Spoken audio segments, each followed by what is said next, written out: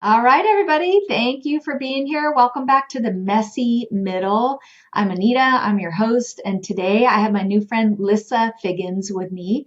And she is the author of You Have Time, a planner that she's coming out with. And we'll talk about that a little bit later in the show. She's also a recovering should-do list person. And so we're going to find out more about that today. So welcome, Lissa. So happy to have you here. Anita, it is so fun to be here and to take the time to get to be with you and with your audience today and to talk about our time. Yeah, thank you. Thank you. So, as we were getting started, we started unpacking a couple of different things around the should do list in life. And let's just start right there. What do you mean by that? The should do list in life around my life, my business, my heart, my household. What does that look like for you? And how do you help your clients through that process? Thank you so much for asking. I call myself a recovering should do list girl because I let all of the things that I thought I should do or I'd been told I should do really run my life. And I was literally running from one should do item to the next. And I felt really busy. And I think so many of us can say life is busy. This is a question I ask women all the time is how are you? And I usually get some version of, oh, just staying busy or life is busy or always busy, right? We wear it like this badge of honor, like it's this thing that we should be proud of. And yet I think what's going on inside is that we're really overextended and overcommitted and overwhelmed. And that busyness is causing us to not be present to the things that matter. And so there can be a lot of things on our plate. I've got a lot of things on my plate as a woman in midlife. Of course, I'm a daughter of God, and I've been married to my husband for nearly 30 years. We've got 3 kids that we have raised to the point that they are all out of the house and living on opposite sides of the country. I know, right? We did our job. There are 3 dogs that are taking their place right now that sometimes I would like to ship to another side of the country. That's okay. And yeah, I'm a podcast host of the Redeem Our Time podcast and lead our women's ministry and mentor women and all these different things, right? And it's very easy to pile all of these should do's on our list because we think that we hear all these voices around us or inside of us, let's be honest, that are touting all of these things that we should do. And so I think a lot of our life gets spent reacting to the obligations we feel inside, expectations that others put on us, the distractions that come across our plates or our screens or squirrel in the backyard type of thing. And then we're just chasing our time all the time and feeling like it's always getting away from us.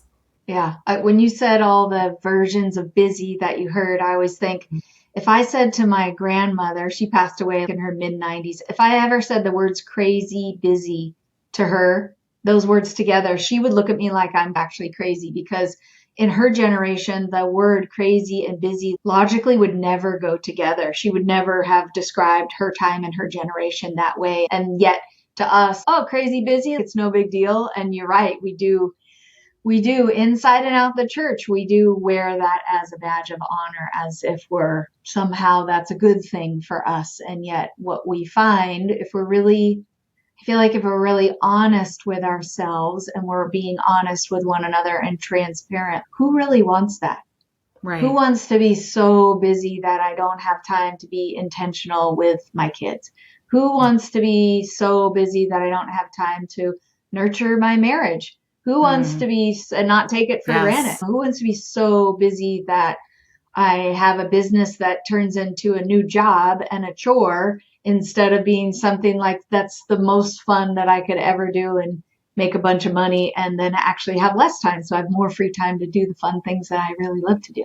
So I love the way that you start to reframe that. So let's dig into that deeper. What does that mean? The should do list, and how would I break that down? How would I actually break out of that? How would you help me walk through the process of breaking that off of me? Yeah, what a great question. I want to go back to something you just shared that kind of triggered a thought in my head about busyness. You and I are of the generation that remember if someone called you and you were already on the phone, they would hear that busy signal. Yeah. They would hear that wah, wah, wah, right? Which essentially told them you are not able to be present, right, with me. And that doesn't necessarily mean that it's a bad thing, but so often when we are going around saying that we're busy or even feeling busy, essentially we are saying to the world, I don't have time for you. And like you said, that's the last thing that we really want to be said of us. No one wants to get to the end and have everyone say, wow, she was busy in all of her life. We want to be available and connected with, like you said, the people and the things that matter most, and not being too busy for those things. And yet we have to have discernment, which brings me to your question around when there's a request or a demand or something that comes across my plate. Is this a divine invitation or is this a distraction? Because if we are saying yes to all the things that come across our plate, then yes, we are going to be busy and we're going to be running on a hamster wheel or running like a pinball back and forth from one thing to the next, right? And so I think there is a time and space in which we need to pause and say, is this what I'm supposed to say yes to? Is this something that I am supposed to give my time to? Because we do, like it or not, only have 24 hours in a day, right? And so often we go around, especially when we think I should be doing this in my marriage, I should be doing this with my kids, I should be doing this in my business, I should be doing this for my health and in all these different areas. How does it make us feel about our time? Yeah. It makes us feel like there's never enough, right? And we're just trying to cram as many things as we can into that time, multitasking to the max, people pleasing like crazy, thinking that if we do all these things that other people expect of us or that we feel some expectation ourselves, that then we will be proving some kind of value. And so one of the things I like to talk about is whose voice are you listening to? Because there are so many voices out there. And I think when it comes to our should-do list, that's where we have to really sit and look and say, okay, who is saying I should do this? And is this really true? And ultimately, as daughters of the King, his voice is the one that we should be listening to. And yet so often we listen to all the other voices around us or inside of us or that come in through our screens and then wonder why we feel like we never have enough time because we just keep hearing all of these things that we should be doing and add them to our list. Yeah. And let's maybe clarify, just take a step back and say, it might be that the person that's asking you to do some of those things put them on your list. It might be that they're amazing things, intention things, like great opportunities kinds of things. Like that's totally possible. I feel like the longer that you're a believer, it's no longer like my life is, here's the good list of things to do and the bad list. And I'm just going to say no to the bad things because that wouldn't make sense to go and do those things anymore. What I realize is it's this plethora of all these good things that are all around me that are super exciting. And God's, hey, you're my daughter. You can do whichever one of those you want. I'm not sure what next steps to take in my life or my business, or should I school my kids at a private school or homeschool or whatever. And God's always, the way that he speaks to us, that we hear him is, you're my kids. You can do whatever you want. Like I've given you the kingdom. You have all this abundance around you. And so what we have found in our household is being able to recognize that when we say yes to one thing, that actually automatically means we say no to all the other stuff. And it's not that any of this stuff is good or bad or anything like that. It's that there's great opportunities and abundance all around us. And God's, go ahead and choose. That's why you're my kids. You get the freedom to be able to choose. Yeah. And I love that because it's making me think about the philosophy of giving our best yes. Like you said, it doesn't mean that my best yes is not going to be the same as yours, because it's going to be based on the season that we're in and what things are needing our attention. And I think one thing that we need to do, especially if we have a lot of requests coming in or we feel a lot of expectations or requests and demands on our time, is to slow down our yes. And like you said, to think through, if I give a yes to this, right? Like you said, what is this saying no to? And will I be able to give this opportunity, this person, this project, whatever it is, the best of me, or are they only going to get a half yes, which doesn't end up serving them or us? Yeah. We shouldn't be trying to just add one more thing on our list just because we could. So discerning what's my best yes in this season, I think is a really powerful exercise to go through. And it's okay to go back and to un-yes some things that maybe you've given too quick of a yes to in the past for the wrong reasons, or it's no longer that season. So permission to reevaluate some of your yeses and say, is this still a best yes in this season? and Mm, graciously bow out if it's not. yeah. Yeah, okay, let's dig into that a little bit deeper, Lissa, because what I'm finding, what I'm thinking of is, okay, so we're in a church environment and everyone around is saying, volunteer, there's all these great opportunities. The church needs you. These are all these great things. They're all amazing. Yes. So first of all, let me just say, yes, serve in your local church. Like that's part of being the body of Christ. That's awesome. But where can we help people find that balance between my husband or my wife or my kids or my pastor or my job or my business or my clients? They're all asking me to do all of these things. And instead of walking out of a church environment like, there's no like guilt, condemnation, or shame that comes from God. That comes from our enemy. And so without feeling guilty, how do we then stand up for ourselves and know who we are so well in our identity in Christ that we understand and can hear the voice of God and then practice that discernment? Do you have any practical steps that somebody can walk through so they can know, God, what are you calling me to? Because here's the other element of it. I can easily look at all of my girlfriends, my best friends. I love these ladies, all of the men and women that we know and that we serve a long time around. My husband and I are leaders in our church. Like we love doing these kinds of things. And yet there's often times where we have to take a step back and say, wait a minute, do we really need to be doing more just for the sake of being able to do more? So can we talk about that a little bit deeper? Yeah, no, I think that's a great question because, like you said, there's so many opportunities and we are called to serve, but it doesn't mean that we are the person that needs to say yes to all of it.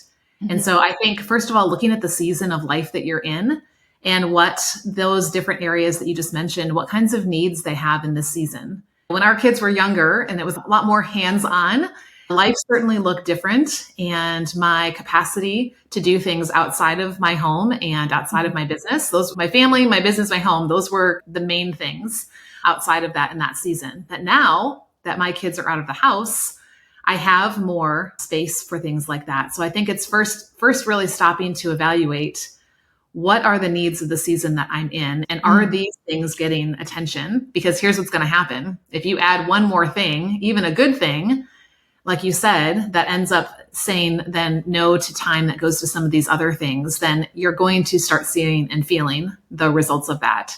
So it's Yeah. knowing what is needing your attention in this season, and then looking to see what is it that is going to be a natural fit for not only the season and time that I have, but also the gifting that you have. Yes, Yeah. there are a lot of things we can do, but not everyone is gifted and equipped to be in the kids ministry or to help with the youth. And so it's really, yeah, saying it's okay if I'm not the person who's doing this role.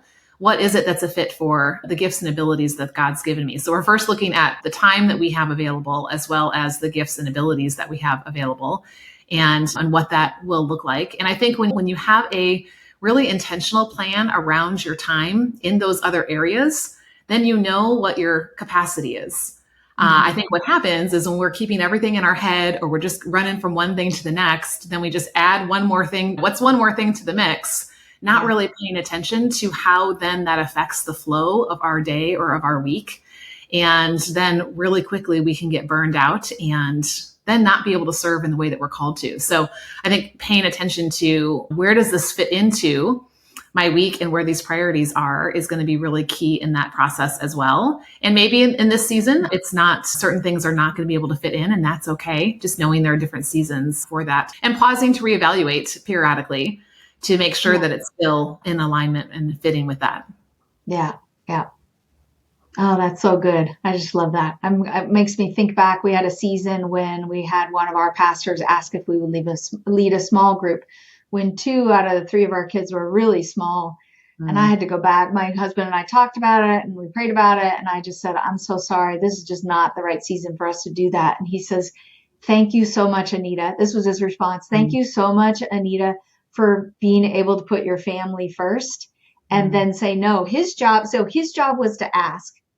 Right. My job was to be able to determine in my life, in our household, in our family, if we could do that and then be able to put up those healthy boundaries and Mm, say, thank you so much for thinking about us, but not, it's a not right now. He was like, "Oh, I'm so proud of you, Anita." I was like, "We actually, you." So the reason I say that is because you might actually recognize that as you put on some of those healthy boundaries on your own time and hear that discernment and talk about it in your household, that you might find that other people, they respect and honor that their job was to do the ask. Your Right. job is to determine if you have the bandwidth to do it or not. And so it was so freeing. I didn't expect that. I did not expect that response at all. I had a story in my mind that would have gone a little bit different way. And so it was so refreshing to have my pastor, someone super close to us, be like, "Good job. Yes, you guys did the right thing." You know what I mean? Like, it was really powerful and really affirmed that we were, by saying no to this one thing, it was actually the right thing for our family in that season. So I love that. So hopefully I'm encouraging. I know where somebody's listening today and I'm encouraging them. I'm not saying don't serve, but I Mm. am saying, and I do agree with Lissa where you're saying, recognize and evaluate where you actually are, so that as you realize, if I say yes over here, then that means a whole bunch of things over in a different area of my life I'm going to have to naturally say no to. And no one wants a resentful yes or a regretful yes. Because Oh, so yeah. often we can say yes, but we say it too quickly. We're not really Mm, paying attention to the season we're in and what God has specifically called us to focus on in this season. And then we give a yes, and it ends up that we start regretting it or resenting it. And then we're mm, not fully serving in that way. yeah. So here's the other thing that stood out to me is that your pastor was trusting that God was going to provide and wasn't Oh, yeah. putting all of that Oh, totally. responsibility on you to just because you were asked to feel like you had to say yes. And I think we need to have that same as well, because sometimes we think if I don't say yes, then who will? Hmm. And do I trust God enough that if he's telling me this Yeah. is not a best yes for you in this season, that he will bring that opportunity to the right person and that place will be filled. And it's his responsibility, not the responsibility that we have to take on. Yeah. That's so powerful. So good. The other element that I think of is as it relates in marriage. Sometimes, don't we know, husband and wife, like we can be like, "Hey, can you do this for me?" And there's like an implied, like, "I'm expecting you to do this for me." You know what I mean? And Right. so one of the things that my husband and I have come to realize and just grown through this is we've been able to disconnect ourselves from the response of the other and saying, my job is to ask, but it's totally okay. You're equipped to be able to say no. And Yes. it's actually totally transformed our marriage in the tiniest but the most magnanimous way all at the same time, because what it's done is it's freed us up from that. Sometimes it's just, "Honey, I need help with this. Can you help me? I'm expecting you to say yes." But what do you do on the other side? So you were talking about this, like the resentful yes. "Oh, I guess I have to help you." Why? What good is that to me? If I'm talking about something that I can do or I can have somebody else help me with, wouldn't it be better if we as individuals could all be able to stand up and say, if I say my yes is my yes, and Mm. I bring my best yes to to the table, that's what scripture talks about. Make your yes be a yes and your no be a no, so that I know that now I have the ability to say yes or no inside of marriage. Because sometimes I think that in our relationships closest to us, we can get caught up in really manipulating one another into kind of, I need you to say yes to this. And that's usually not super fruitful. So can Right. you speak to that a little bit more, Lissa? Sure. I think in any relationship, and sometimes it's with those who are closest to us, that we feel that strongest responsibility to say yes. And Yeah. sometimes we have patterns, and we teach people how to treat us by when we always are saying yes and then dropping what we're doing in the moment. So sometimes if my husband asks me something, like I just got a request from him a few minutes before we popped on to record today, and I said, okay, I'm not able to do that right now because I'm about to go and have this conversation with Anita. But when I finish with this, I would Yeah. love to be able to do that. And I'm happy to take care of that. And just Yeah. communicating my intention around it and the timing in which I can do it. I think Mm. sometimes, right, just because the request comes in, we think we have to drop everything and go do it right away. But I think we can value the relationship Yeah. by saying, I hear your request. And if it is a Yeah. yes, then letting them know, yes, I can. And here's when I'll be able to do that. And if it's not a yes, maybe again, still hearing the need and valuing that relationship and who they are and what they need, and helping them to figure out a different way to have that need met outside of us. That's powerful. That's good. Okay, so let's shift gears a little bit. One of the things that we were talking about when we were first getting started here and going through our pre-podcast conversation, which we always do, is being able to, you were talking to me about looking at time from God's perspective and then also asking like the right or wrong question. So let's dig into that a little bit more. Like, what do you mean by that? And what does that look like for you in your world and in the context of you helping other people?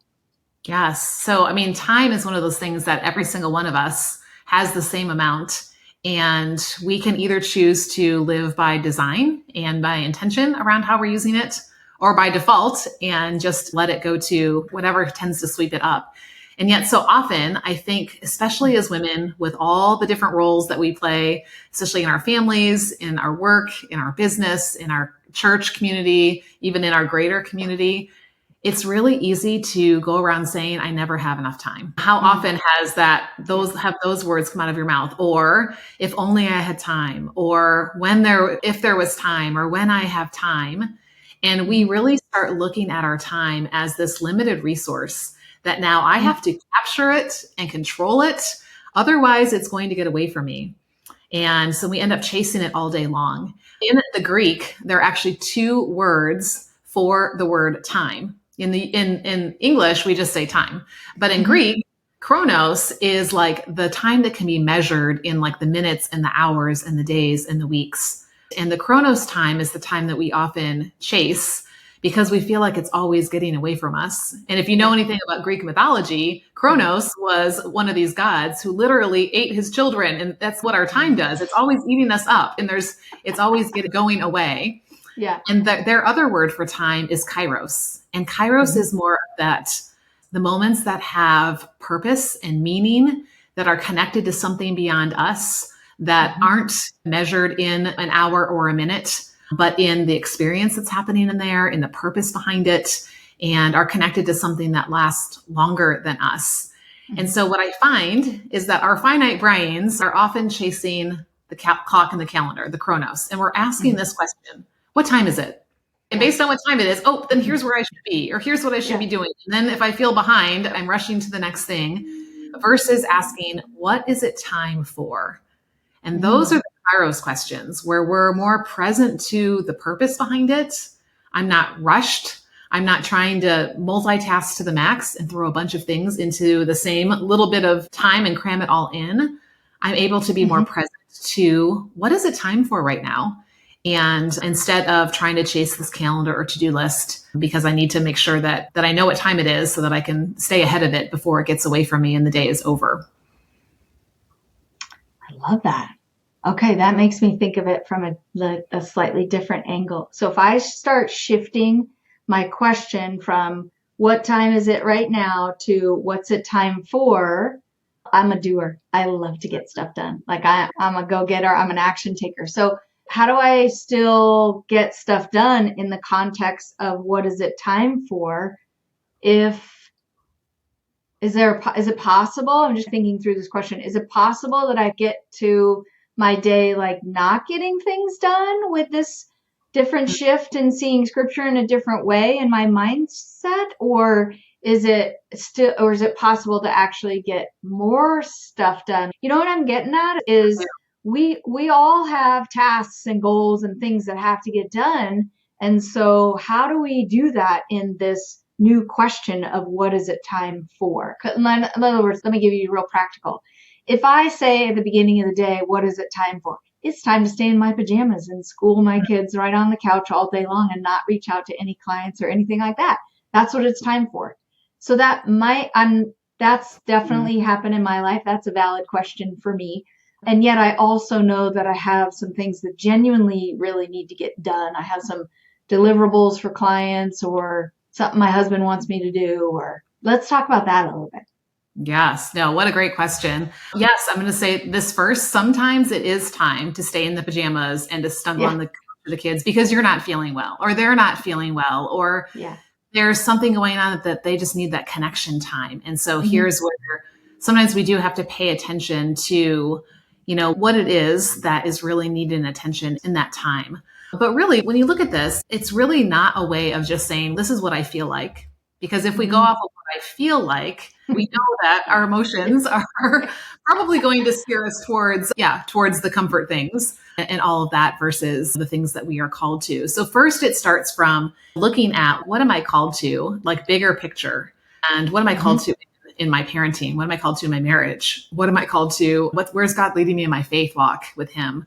What am I called to in my business, in the work that I do, in the home that I manage, in the church that I serve in, and having those bigger picture things. The reason I say, what is it time for, is actually a way to help us with distractions and multitasking. Because I am a doer like you, and it's very easy. So true story, right? Daughter sitting at the kitchen table working on math homework, not her strongest subject. So I was a math teacher, so I could help her to a certain point. Once she got to some higher level high school, I was out. So I'm helping her. I'm also boiling, water for dinner on the stove. I'm texting back a client, and my husband walks in the room and says that he needs something for something that's coming up. Like, the problem is I'm not being present to anything. And then nothing is getting my time and attention. And literally, here's what happened. She's starting to melt down at the table with her homework because it's so frustrating, and the water is boiling over, and I'm misspelling things in my text, and I half-heartedly say yes to whatever my husband asked, and I don't even know what he asked me. And so what is it time for would be like, if it's time to focus on the things that are in my home and my family, then I'm not going to try to cram all my business stuff that randomly comes in my head into that time. Right. Yeah. And vice versa. That's when I've set aside time to work on my business, just because I thought, oh, I should go get this out of the fridge. Oh, I should go start a load of laundry. Oh, I should. And we think it's just going to take a minute. We really get into distraction, right? They say that every time you get distracted or you change your focus from what you're doing, it takes 20 minutes to come back fully focused to what that was. And so what I like to do is look at my day in 5 main time blocks. And so this is a different way of time blocking. I find most of the way people time block, it literally is just a to-do list put on a calendar.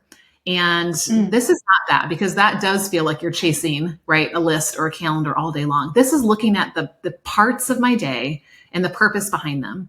So I teach that our day should start and end with a refill.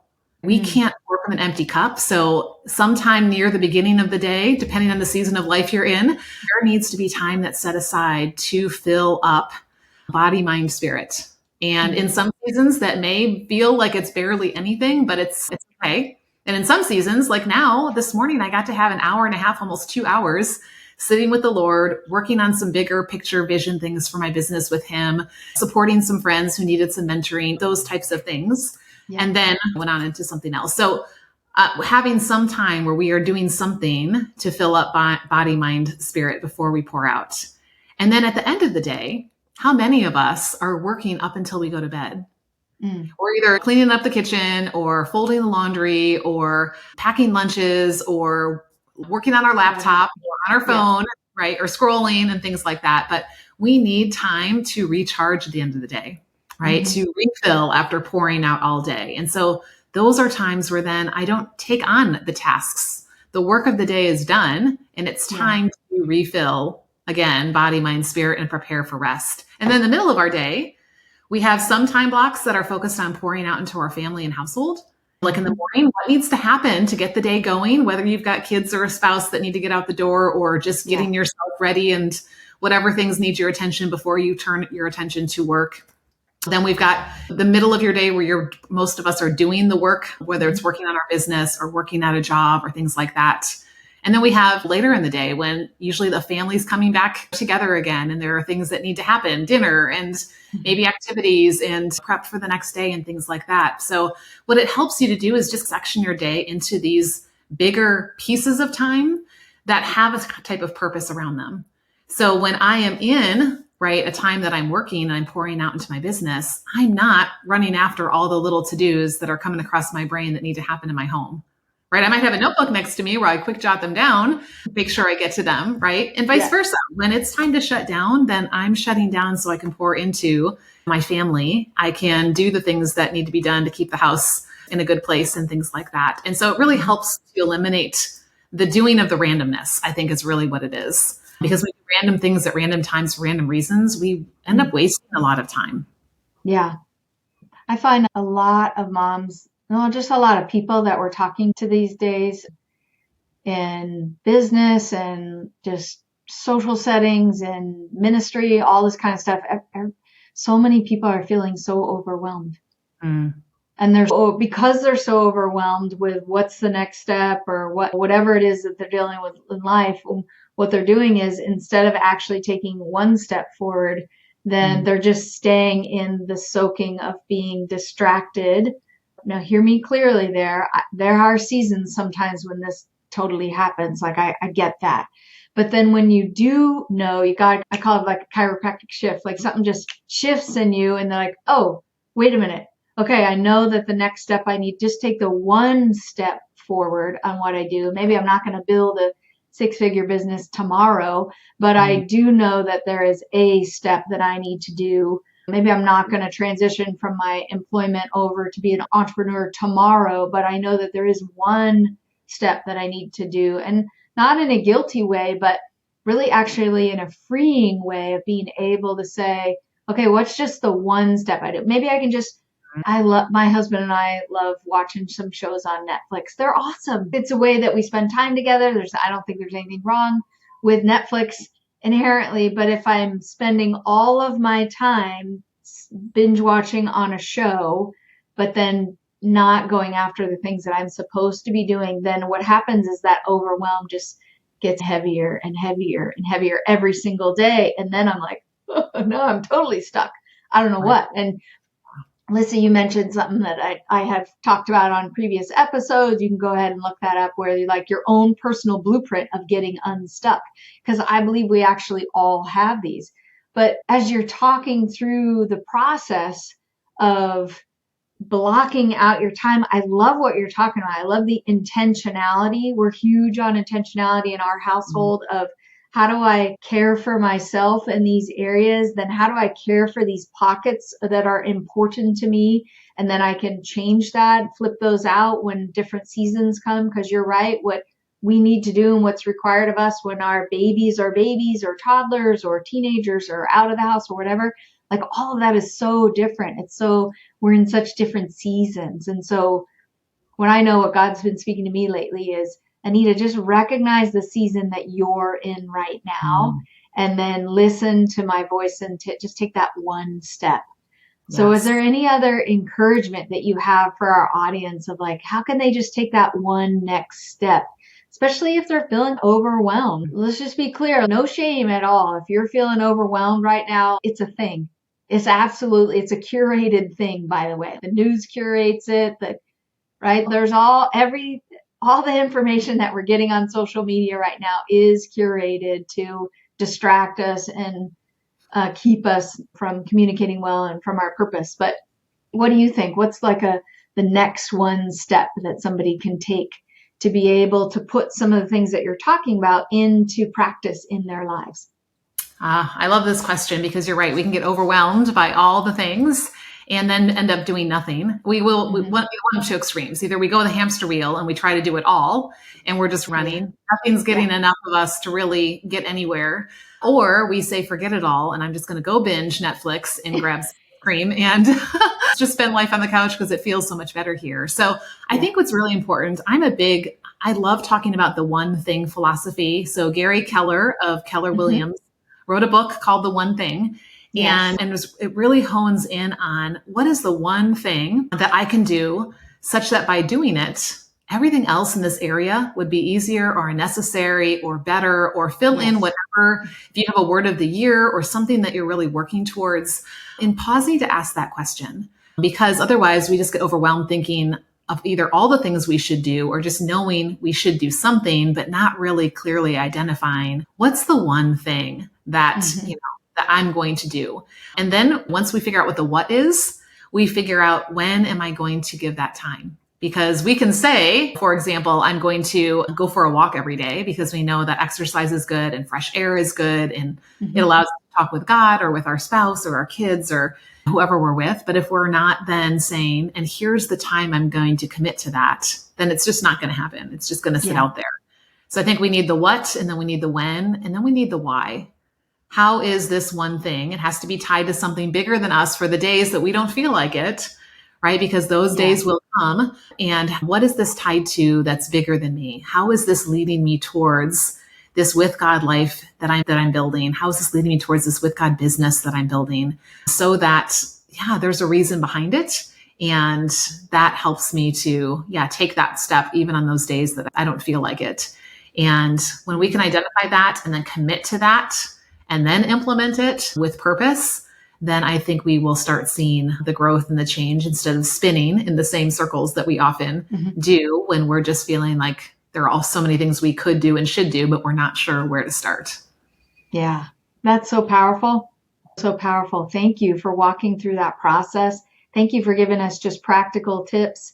Thank you for helping us from being stuck in the I don't know what to do next to nope, this is how we actually put it into practice and do something. That's what God's called us to do as his sons and his daughters, is like to take the revelation, take the information and go and do the things that he's called us to, not in a good works theory kind of way. Let's just be clear, because that's religion. That's not the relationship that Jesus wants to have with us, but being able to hear and then put into practice the things I just love it. I love it. Lissa, you're so practical and tactical and have given us such great nuggets of not only wisdom, but action steps that we can put into our lives right now today. Yeah. Thank you so much. You're Is there welcome. any way that you'd like people to be able to connect with you? What does that look like?